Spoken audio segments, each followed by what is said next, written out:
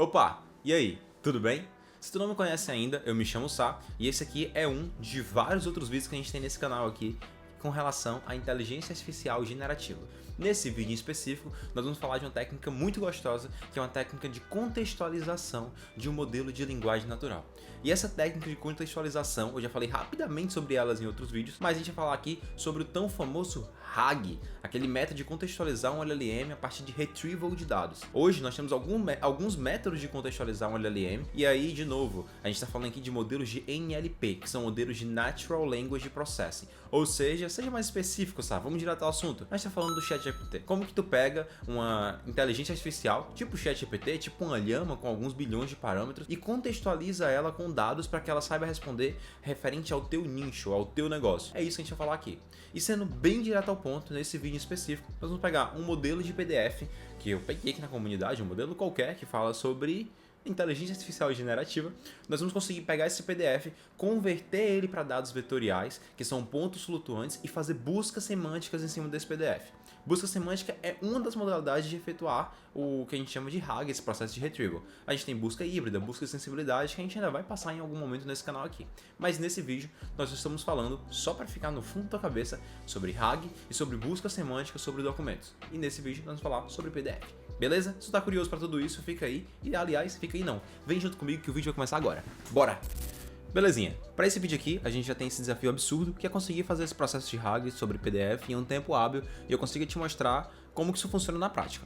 Só que mais que isso, lembra que no último vídeo eu te mostrei uma ferramenta muito legal low code que se chama Flowise, que a gente teoricamente consegue realizar todos esses processos do LangChain também nessa ferramenta. Pois esse vídeo vai ser separado em duas etapas, tudo isso nesse mesmo vídeo, então talvez ele fique um pouquinho longo, mas eu vou abrir o vídeo te mostrando como que a gente vai fazer isso de maneira hard-coded, sem utilizar nenhuma ferramenta, utilizando somente as bibliotecas que o LangChain te dá acesso.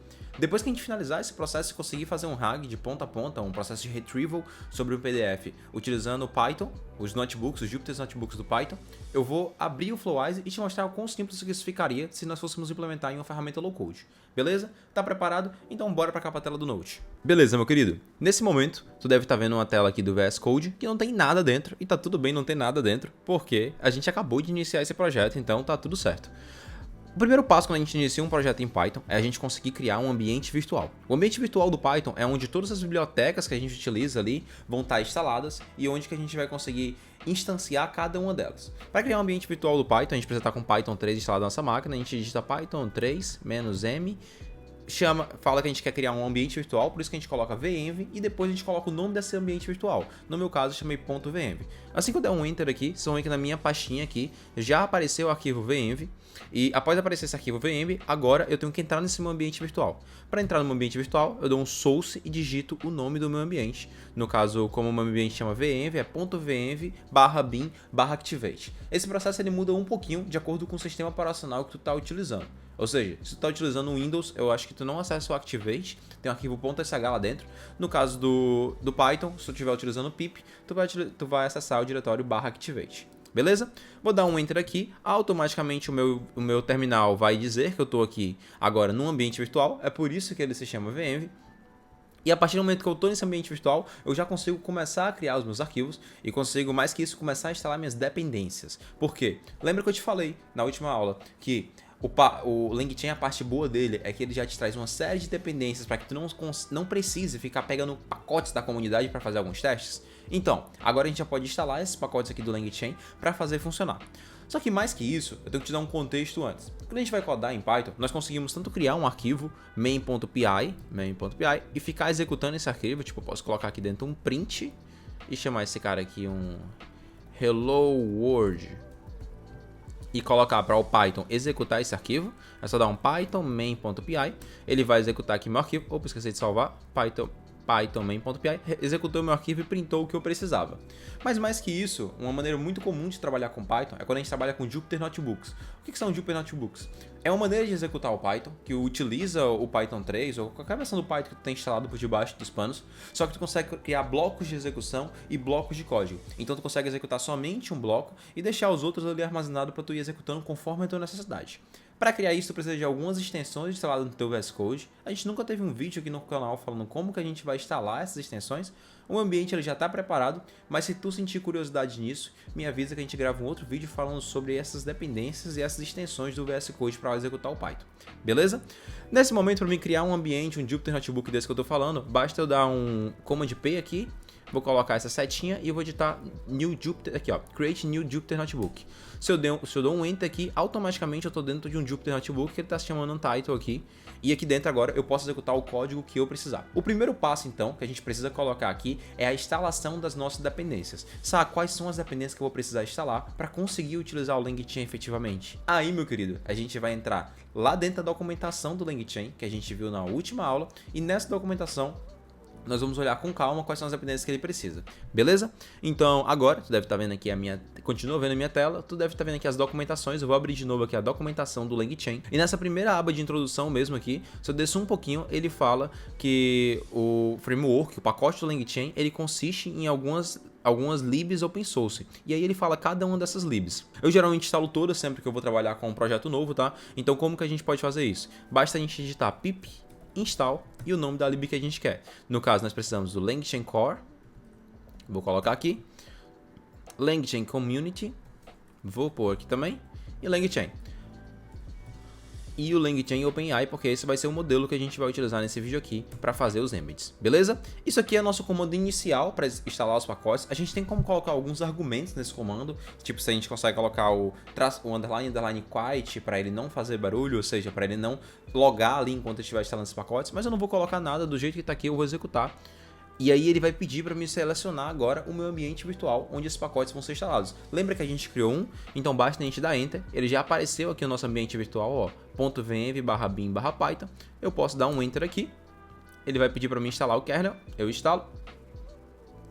E nesse momento, assim que ele terminar aqui de instalar esse kernel, ele já vai ter todos esses pacotes instalados no nosso ambiente virtual e aí ele vai começar a instalação. Ó, agora ele está instalando nossos pacotes que a gente pediu. Como a gente não passou nenhum argumento, a gente está vendo essa instalação e consegue visualizar o que ele está fazendo por debaixo dos panos, tá? E aí entra um segundo conceito aqui enquanto ele instala que eu vou te falando sobre isso. Quando a gente trabalha com essa conversão de PDFs para banco vetorial, o primeiro passo, a gente precisa ter alguns passos. O primeiro passo que a gente precisa ter é o PDF, que a gente vai fazer essa conversão. E o segundo passo que a gente precisa ter é o próprio banco vetorial, onde vai ficar armazenado os vetores de busca sobre aquele PDF. Vetores é uma lógica muito legal de busca sobre pontos flutuantes para encontrar palavras. A gente tem N métodos de encontrar dados, de fazer essas buscas sobre documentos. Aqui a gente está falando de busca de... como é o nome?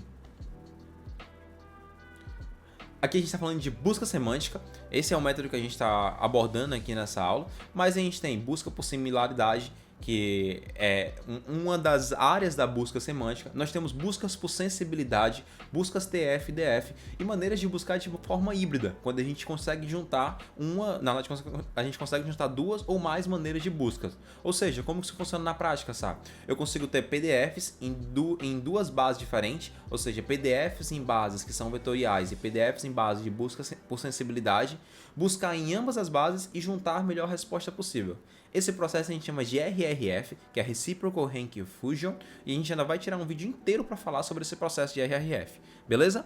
Mas aqui, nesse momento, ele já instalou aqui nossos pacotes que a gente queria, e agora a gente pode clicar aqui e criar uma nova linha de código aqui. Isso aqui é legal, eu não preciso mais instalar alguns pacotes porque eles já estão instalados. Nessa nova linha de código, como eu havia te falado, o primeiro passo que a gente precisa ter é o nosso próprio PDF, e depois do nosso próprio PDF, nós precisamos selecionar uma base vetorial onde esses pontos flutuantes vão ficar armazenados. Para esse vídeo em específico, eu vou utilizar duas bases vetoriais para te mostrar o funcionamento delas. A primeira base vetorial vai ser o próprio Faz. Faz é um banco vetorial em cache, que ele fica armazenado em memória aqui na minha máquina. Eu não preciso instanciar nem subir ele em um lugar. Mas além do Faz, nós temos N outros bancos vetoriais com diferentes metodologias no mercado, tá? Faz é um dos mais rápidos por ele ficar armazenado em memória. Então, como que a gente começa o processo do Faz? Para iniciar o Faz, a primeira coisa que a gente precisa fazer, na realidade, antes de iniciar ele, é solicitar a chave de credencial da OpenAI. E se tu tem dúvida nesse processo aqui inteiro, eu vou te falar que é só a gente olhar ali o How to Guides. A gente tem aqui, ó, todo um texto, todo um tópico do LangChain para Document Loader. E aqui em Document Loader, olha que massa, eu tenho todos os suportes de documento que o LangChain dá. E se eu clicar aqui em PDF File, eu vou conseguir encontrar o tutorial inteiro aqui utilizando o Faz. Então a gente inclusive pode se basear a partir desse tutorial aqui, tá? A primeira coisa que ele faz, então, depois que ele instala ali as coisas, inclusive eu esqueci de instalar aqui o Faz CPU, eu vou copiar esse carinha aqui e eu vou colocar ele aqui para te mostrar o comando do Quiet, que eu estava te falando, ó. Se eu executar isso aqui agora, ele vai instalar, mas ele não me deu nenhum log no meu terminal, porque a gente passou o comando --quiet. O comando --update, esse if update aqui, serve para quê? Se eu já tivesse o Faz instalado na minha máquina, ele iria somente atualizar a minha biblioteca, a minha instância dele ali. Beleza? Então vamos de novo criar aqui uma nova linha de código, e nessa nova linha de código que nós vamos fazer é importar essas duas bibliotecas, o GetPass e o OS. O que é essas bibliotecas? O GetPass é uma maneira de solicitar para o usuário em tempo de execução um password ali. Vocês vão ver que vai aparecer uma barrinha lá em cima com esse password que eu vou poder editar. E o OS são as variáveis do sistema operacional. Caso eu já tivesse o meu OpenAIK instanciado num arquivo .env no meu projeto. Aí o GetPass não me pediria essa senha. Isso puxaria das minhas variáveis de ambiente, que é um outro conceito de programação. São variáveis que elas mudam de acordo com cada ambiente onde o teu código está sendo executado. Beleza até aqui? Então, show, a gente agora está pedindo esse token da OpenAI. Se eu der um play aqui, ele vai simplesmente me pedir esse código, ó, eu posso digitar aqui dentro um olá e não vai dar nada porque a gente não está fazendo nada além disso. Belezinha, até aqui a gente está muito bem, já estamos muito bem encaminhado. A gente conseguiu instanciar aqui nossa função pela primeira vez, instalar nossos pacotes iniciais, instalar o nosso banco que vai ser o Faz, no caso a gente importou aqui o Faz CPU, e solicitar a variável de ambiente da OpenAI. A partir dessa solicitação aqui que a gente fez, eu já importei aqui para o nosso workspace, aqui para nossa pasta, esse arquivo chamado ebook.ai.pdf, tá? Aqui é um e-book normal, um arquivo PDF, inclusive eu posso mostrar ele para ti para ter noção do que tem nesse arquivo. Esse arquivo na realidade ele é uma definição, é um trabalho de faculdade que eu peguei na internet, onde ele fala um pouco sobre inteligência artificial, quando que ela surgiu e traz uma história sobre ela. Beleza? Então, sem mais delongas, quais são os próximos passos que a gente vai realizar aqui? Nesse momento, nós só trouxemos para cá as bibliotecas, chamamos a chave de API da OpenAI, mas a gente ainda não enviou esse PDF, nem converteu esse PDF para enviar aí para dentro do nosso banco de dados vetorial. E esse vai ser o próximo passo. Como que nós fazemos isso? Acessamos aqui novamente a documentação do nosso LangChain, e na documentação do LangChain a gente precisa instalar essa biblioteca chamada PyPDF. A gente volta para cá, instala essa biblioteca gostosinha chamada PyPDF. Eu vou dar um play aqui nela, ele está instalando ela em modo Quiet, então eu não consigo visualizar durante essa instalação, mas ele já instalou aqui essa biblioteca. E agora se eu crio aqui uma nova célula, se eu crio aqui um novo code, eu vou poder fazer esse código aqui, que eu já vou te explicar o que esse código aqui é, tá? Esse código aqui, basicamente, a primeira linha dele, eu aponto para o meu PDF que eu estou querendo importar. No meu caso, como ele está na raiz, vai ser ebook-ia.pdf. Apontei para o meu PDF, que é o file path. Em sequência, eu chamo o nosso PyPDF Loader, que a gente ainda não importou ele. Eu vou importar ele aqui agora. Vou importar ele aqui. Opa, importei errado. Aqui. Vou importar o nosso PyPDF Loader aqui embaixo. Já importei ele de dentro da LangChain Community Document Loaders. Estou importando o PyPDF Loader. E no PyPDF Loader eu passo o file path, que é o caminho do meu arquivo. Isso aqui vai ser o nosso loader, vai ser o cara responsável por conseguir buscar de dentro do nosso repositório, ali da nossa pasta, onde é que o nosso arquivo está, e importar ele para dentro desse tempo de execução do Python. Eu tenho o meu loader nesse momento, e aí eu peço para o meu loader dar um load and split. O que é o load and split? Ele vai pegar aquele PDF, carregar ele, transformar ele para string e vai splitar, ou seja, dividir nas diferentes páginas daquele PDF. Ou seja, se eu colocar aqui embaixo um comando print passando pages e falando que eu quero o index 0, eu vou conseguir visualizar a página 0 desse nosso livro ebook.ai.pdf. Bora ver? Ó, acabei de visualizar aqui a nossa página 0 contendo os arquivos dela.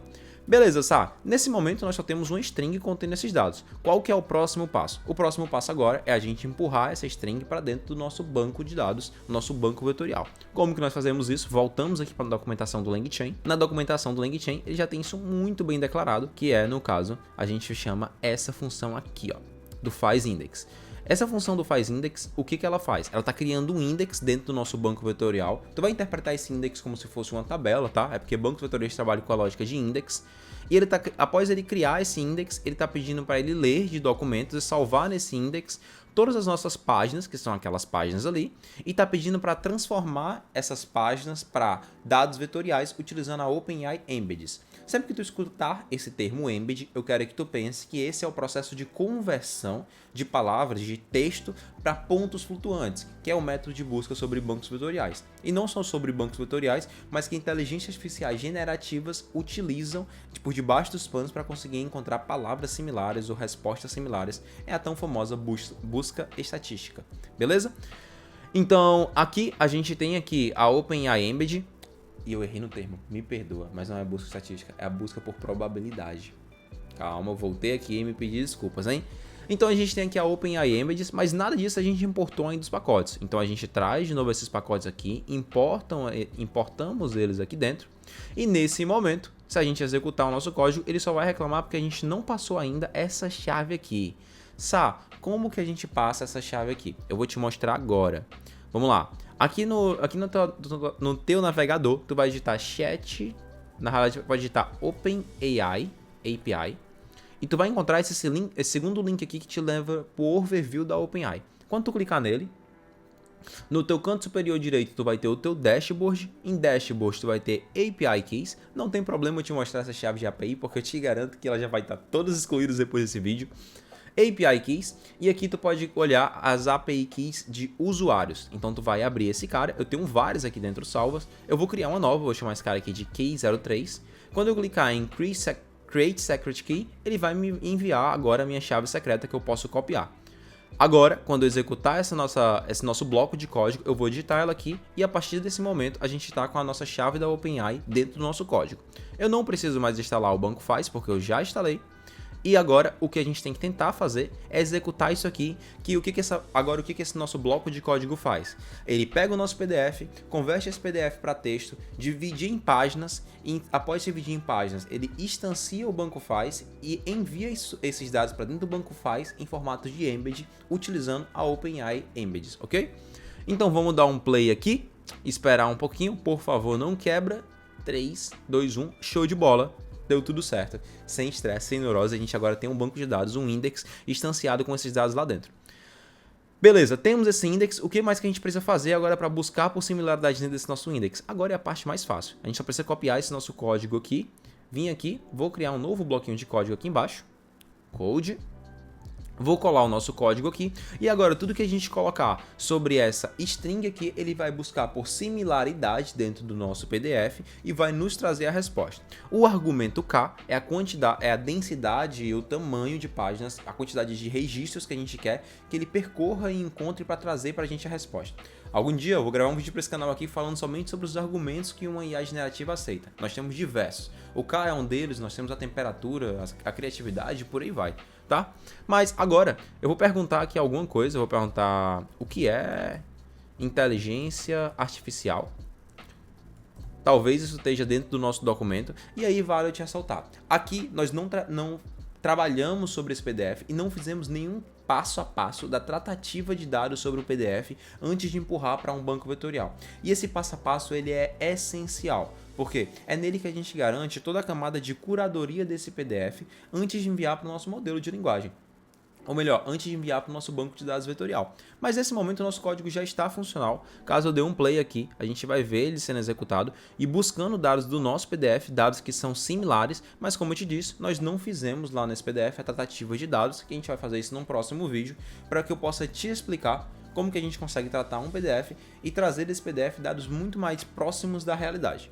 Só que dessa maneira aqui, eu já consegui te mostrar num passo a passo implementado em Python, utilizando o framework do LangChain, como que nós conseguimos pegar um PDF, transformar esse PDF em texto, dividir esse PDF em páginas, empurrar para um banco de dados, um index de um banco de dados em memória, que é o faz, localmente e em sequência fazer uma busca por similaridade nesse banco, tá?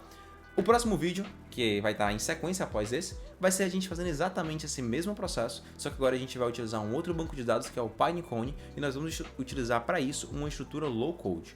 Nesse vídeo, como a gente vai utilizar a estrutura low code, a gente vai conseguir ser bem mais rápido e eu vou conseguir te mostrar de maneira bem mais assistível como que esse processo funciona. Então, se tu tá curioso, vai pro próximo vídeo e foi um prazerzão te ter aqui até agora. Valeu e até mais!